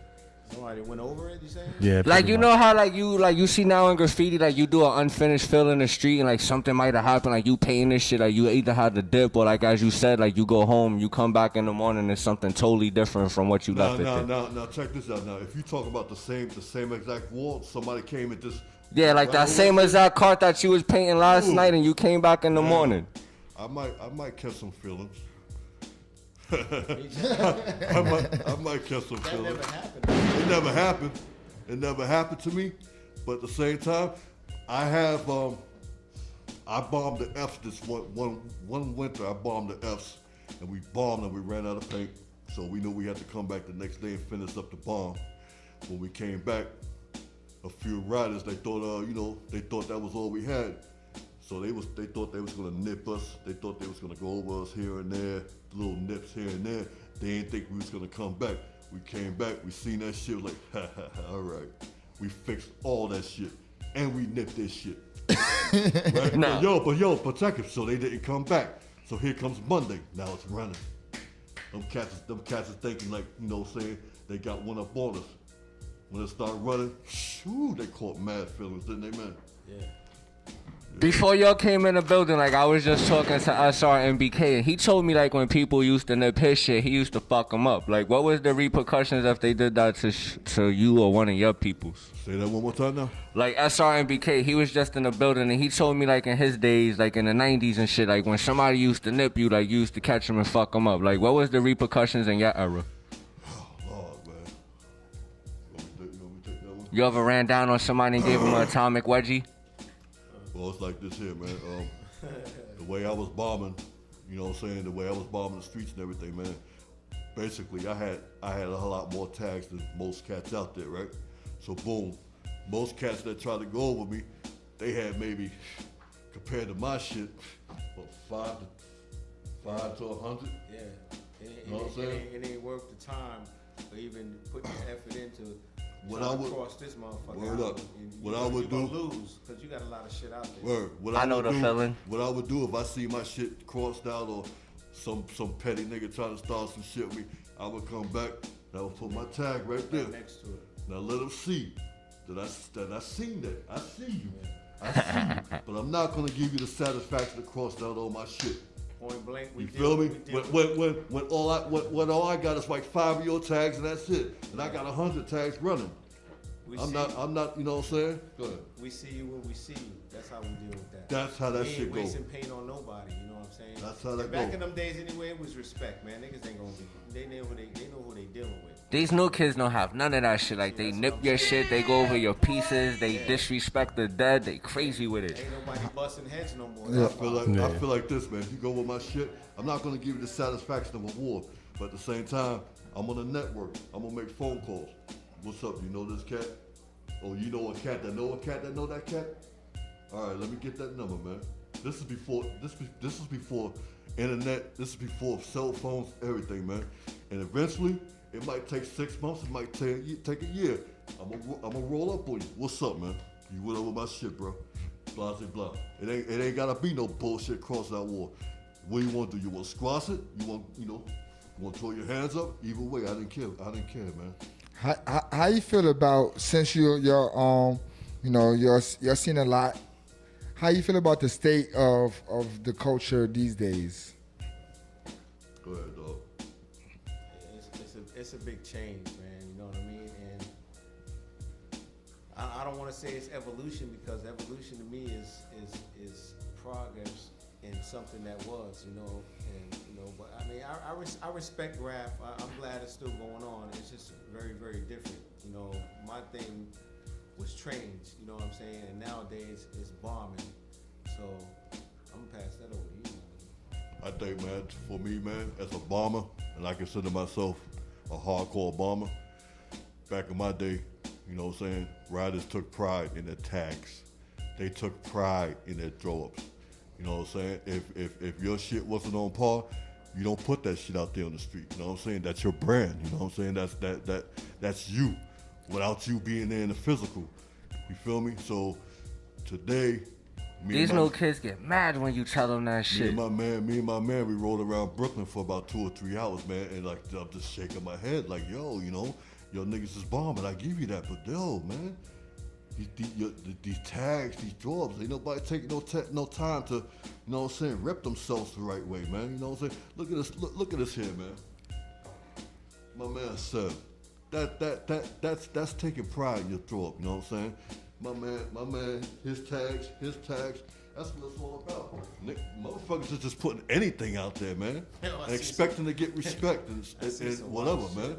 It's very disappointing, man, when I took a ride through New York today, man, like, to see how cats represent themselves, man. It's like, don't you even care about your brand? They don't put into play that word toy anymore. That word doesn't exist. Nah, it's out there. These kids just don't care. Like, some of these kids, they cocky. They got egos. They like, I'm up, so what? You know what disappoints me a lot, man? When I see cats taking risks, climbing up 9 stories up on a roof. To do some chicken scratch. And when they get up there, I'm like, yo, why the hell you even waste your time doing all that shit for that bullshit, man? I mean, it's just, why you even waste your time? You shouldn't even fucking risk your life going up there. That's what you gonna put up there? You might as well jump off that motherfucker, man. Yo, I hope all you young niggas out there is taking motherfucking notes, because I've been trying to tell y'all this shit for a minute, but now y'all hearing it from the triple OGs that's out there. Yo, we have Easy in the building, who's been the Vandal Hour a couple of times, even hosted the Vandal Hour. One of the brothers that is still relevant today. He even went to Cali with us and he wasn't there. Very relevant to these days. Do you think that people of the past need to be talking to these people, like to give them, like, reset the rules again? It seems like the rules is not even spoke about anymore, or even like a lot of these people I don't think people are teaching them right. Our show, we try to like set some standards, you know what I mean? And like, I think like the brother Easy, and he's around a lot of people, still influence. It's a standard he sets. Like, I think the stamp, the brand it sets a standard. So, do you think that we need to have more of our elders, of our elders speaking to these young brothers and sisters?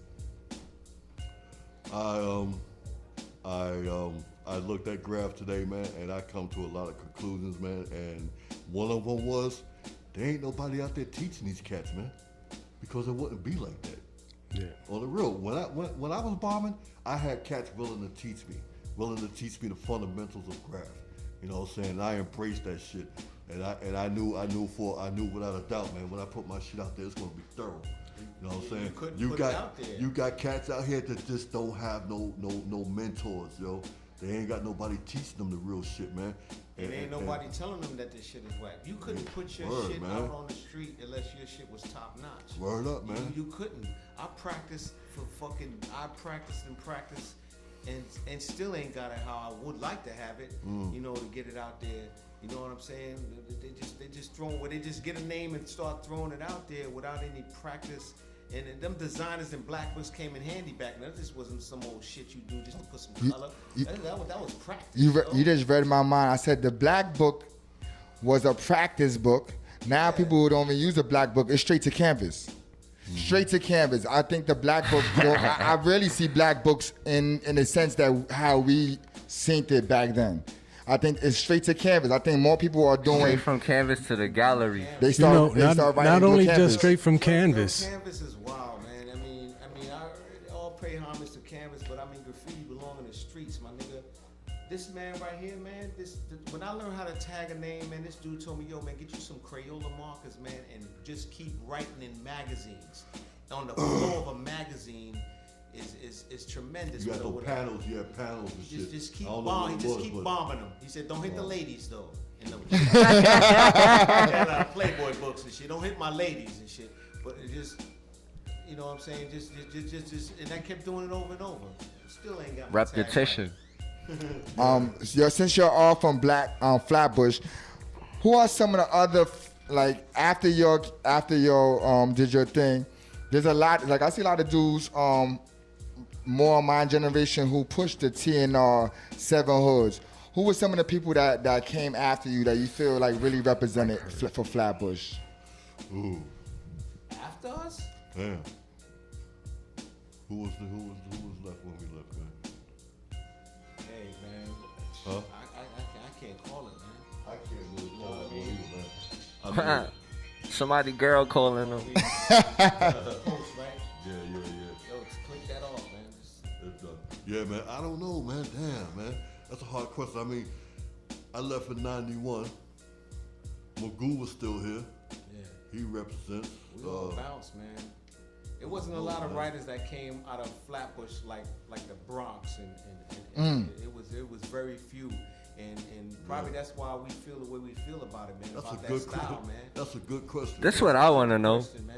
What was the requirements to get down with TNR? Because now the way graffiti is set up, like all you gotta do is like a nigga pictures and tell him push it. Sure indeed. You had to be down by law. I ain't talking about graph. You had to be down by law. I mean down by law, and you had to show and prove that. I don't even think most of our viewers probably won't even catch that one. Down by law, man. Can you explain to? Because I'm 41, so you know I know what that means, and that we lived by that. So can you explain to our younger viewers what down by law means? Down by law, I'm 51, nigga. If I'm walking with you to the store to get a motherfucking beer and some shit jump off, if you down with me, you down. Woo! It's gonna go with me and you. I'm talking about if I find $1, you getting 50 cents. That's down by the law. That's how we was. That's how we was. If I ain't had it, you had it. If you ain't had it, I had it. If you got beef, I got beef. Fuck that graph shit. Beef TNR, it goes way beyond. I can't even. It's a whole nother. It's knowledge itself. Yo, Yep. 52 hands, all that, yo. You going into heavy science. 52s, 52, man. That shit right there. If you couldn't shoot joints, you couldn't walk with me. I can't. You know what I mean? I gotta know. This motherfucker right here, this nigga. Shout out to Rudy Lowe. Give my gunshots for Rudy Lowe. But you know, yo, back in the day. That's the ice pick man right there. You know, back in the day. Y'all know it's for real. Y'all know it's for real. Y'all getting a history lesson tonight. As you brothers know, back in the day, man, Flatbush, man, back in the 80s was off the hook. Still is. So being down by law, It's walking the streets with no fear. It's watching your brother's back no matter what. Being down for whatever. As my mama used to say, if you going out with them brothers, you better make sure you all come back together. Yo, that's how we move. I want to say something though, man. Don't get me wrong, man. I'm not here bragging and boasting about the bad things I did. I'm ashamed of a lot of things I did.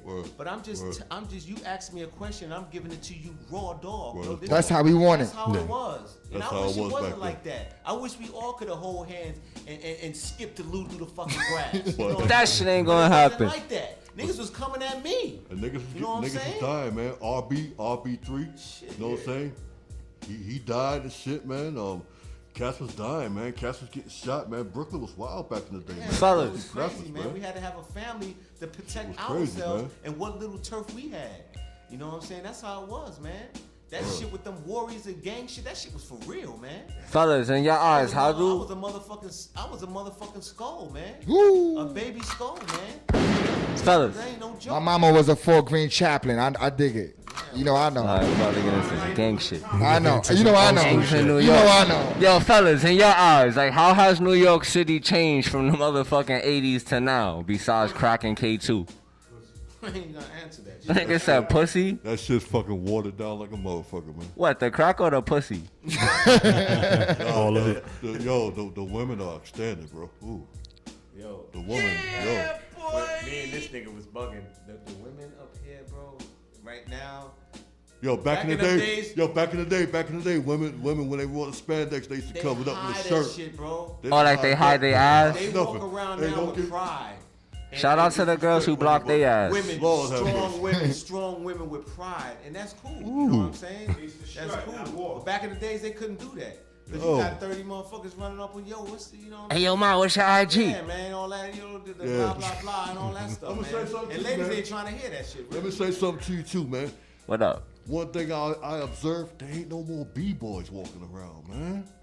There used to be B-boys. There used to be There's still B-boys. They just bitch. They not walking around like they used to, though. They bitch. They walking around in they bitch pants. Oh, man. In the tight jeans era. Man. Yo, who said that? Who said the tight jeans era? Yeah. Right here, I said tight jeans era. Our society is switching roles.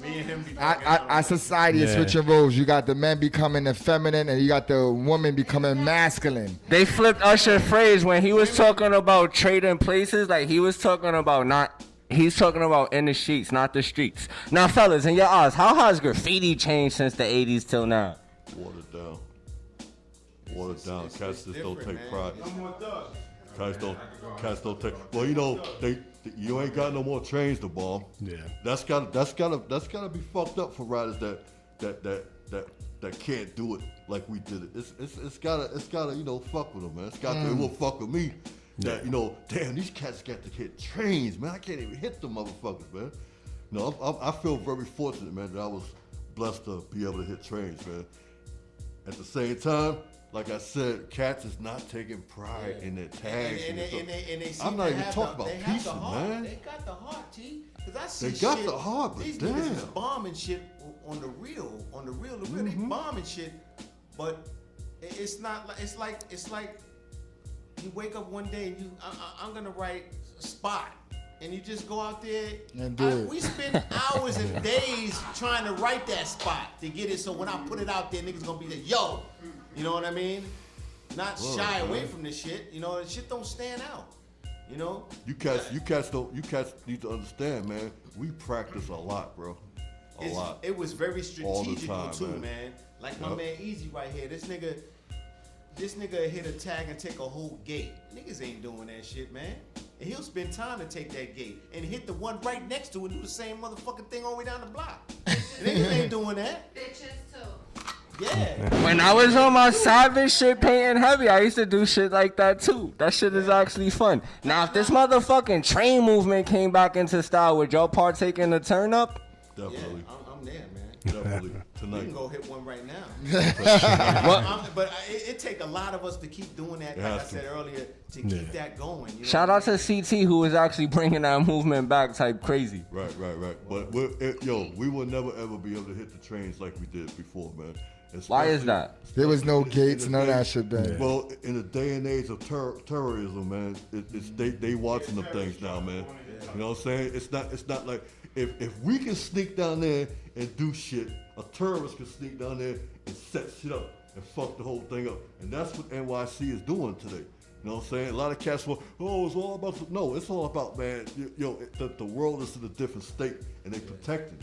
They trying to protect us. And they won't even let your shit run anyway. How would you feel, think about it, how would you feel if we was just easily sneaking to the layers and yards like we used to? A terrorist could do the same thing. And that's why you don't see that, that's why the trains are protected. You know what I'm saying? Word up. Let me ask you something. Right now, there's a lot of situations happening with this terrorist thing. People got mowed down in Lower East Side. How you feel about this terrorist thing that just happened recently? Man, I feel like innocent people are victims like that, man. It's fucked up, man. You know what I'm saying? But at the same time, man, it's scary, man, for the simple fact, man, we got a weak president, you know what I'm saying? We got a devil for a president, bro. So, yeah, it's, yeah. The reason why I asked you that because, our motto is the Vandal hour where graffiti is more than vandalism. And a lot of people just put us in a category like we some dumb motherfuckers and shit like that. And it's so much deeper. So like we like to hit our guests with other questions outside of graph, you know what I mean? So like that's the reason why I asked you that. Somebody was gonna say something? I was gonna ask them, y'all think Trump gonna get Kennedy with his memory out? What the fuck is all that shit about anyway, man? I don't, You think somebody gonna leave him slumped somewhere? Man, I don't know. I tell you the truth, man. I don't follow politics, man. I really don't, man. You know what I'm saying? That shit is all bogus to me. It I ain't don't even know helping why me. they even try to open that shit up in the first place, man. To tell you the truth. Yeah, man. Let that man rest in peace, dog. man. For God real, damn. man. Kennedy's gone. Fuck it, I mean, man. you think he's the only one that got shit to open? Trump just be waking up on some shit. I think he's PMSing, like menopause. Kennedy's long gone. This motherfucker's in the hood dying every day, man. What about them? That's a fact. Yo, man, we ain't got no real president, bro. We living in dangerous times right now. That's a dangerous man right there, dog. On the real though, you got North Korea ready to fucking load on us and shit. And he talking about motherfuckers kneeling on the fucking national anthem, dog. You know what I'm saying? And then not even announcing the fact that it's not even all about kneeling before the national anthem. It's all about criminal justice reform. You feel me? Yeah. So this is not my president, bro. I don't even know why I'm even talking about this. We gotta close it. We're getting ready to close the show, but I definitely want to ask you this: is there anybody that you feel in our culture that doesn't get mentioned that needs to be mentioned? Anybody crew-wise person? Is any individuals that you feel that like we should be talking more about these dudes? We talk about these same other people all the time. Who are some certain people that you feel like that y'all need to be talking about these dudes? I know somebody. Too rich. I know somebody. I mean, I know it's a lot of people doing shit out here today, such as this lovely lady back here and a lot of other people. But shout out to Karma. Yeah. You know, I was seeing her stuff driving around town, and I was seeing it, and I just got put on that. Oh shit, that's her. You know what I mean? The hand style wicked. The hand style is wicked. But I want to mention somebody that I know that, and that you know, I mean. That's actually what they're called in Philly too. We've never been talked about really. I know I haven't been until this day when they threw that party for us back there and y'all invited us here. But I want to say something, man, and this is about my brother right here, man. This cat right here, man. He taught me everything I know about graph. Took me out them streets. Come on, let's go hit some trains, because he knew I was an artist, man. He showed me how to bomb, man. I burn any motherfucker right now doing burners right motherfucking now because of this dude. I feel pride in that. But this guy right here, man, this graffiti writer, whatever you want to call it, this dude, man, he ain't talked about enough. I agree. This dude bombed the streets. He did burners on the trains, top to bottoms, killed highways, in every element of graph at the same time, man. At the same time. One of the only people that hit a it's only been 2 bicentennial trains in graffiti history. You gotta explain that. And he was Yeah, on let us know the about that. bicentennial train is when all 10 cars, top to bottom, side to side, is done. The whole train. And he's one of the only ones. And ain't nobody talking shit about nothing, man. I don't understand that. You know what I mean? And I say that to him all the time. I get upset about that, man. Because I sat back and looked at that. I ain't gonna front. I'm gonna tell you something real right now, man. I was out there with his brother doing what I was doing in the street, paranoid like a motherfucker, and seeing this dude's tag when I could have been out there doing it with him. I thought this motherfucker was following me, dog. That's real talk. That's real talk right there, man. Is there pictures of that floating around the web? Yo, man. I want to shout out Rudy Lowe again. Yeah. Let me get the gunshots for Rudy Lowe. I want to say something. Pass him a mic real quick. What I want to say is... Grab the, speaking to the mic, God. You know, peace. Peace to God. All right. Peace, God. What I want to say is, yeah, these guys don't get homage. 1980, I met Bones Malone and Thurston Howell III, right? But 1980, Tekay and Kies used to take me to Sheepshead Bay. I was 10 years old when I was writing on trains. That's what I want people to know. People don't know that there's other history besides Low Life. You know, but another thing people don't know, all the originators of Low Lives were graffiti writers. Yeah, we definitely spoke about that before. I just want to shout out Rudy Lowe, whose family supports a lot of the events that we have going on, has been to the show, to my show, the Cypher show, and other shows at DTF Radio. And I just want to thank him for bringing when he called me, pardon himself, when he texted me and said that he's going to have, that he could possibly get to the show. I didn't even have no more words, but do it. You know what I mean? You're definitely needed to be up here. My history is from your tree. I got to say that. As I said, when we spoke earlier, I seen he did Eastern District back in the days. Me and my brother over here, him, Jail, Fatal, had the back of Eastern, NV, Men, that was Khan. That was the back wall of Eastern for a long time. I have those pictures. I seen your run. I still catch tags. I see every once in a blue moon. My girl lived on 50th Street, somewhere around there, 53rd or something. I seen her somewhere in the bush going to her house. I seen one of your tags. Your tags is still be there. So I just want to thank you, Kies, TNR, TK, TNR. I want to thank Karma, Easy, and everyone else who made this happen. I definitely believe this is going to be one of the highest viewed shows. Season 3 ending with a bang. Season 4 going to be crazy. And see all your niggas out there who's jelly, I'm about to get your niggas more jelly. Yeah, this is our last episode of this season. We'll be starting back in December. So this is a way to close out, man. If I don't know no other way to close out, I think Claw was our last one last season. Yep. And now we got TK and Kies and Easy and Karma to close out this new one. So thank you all. Any shout outs you want to give to anyone, man? Any last words you want to say to our people? Yo, man, just one thing, bro. Shout out to the whole TNR family. Much love. What do TNS stand for, or TNR stand for? It stands for anything you want to stand for, dog, as long as it's respect. Woo! One meaning I heard was those nasty rebels. The nation's respected today. Hey. It might be something different tomorrow, but today is the nation's respected. Yo, I thank y'all for coming to the show. It was our pleasure to even have y'all here.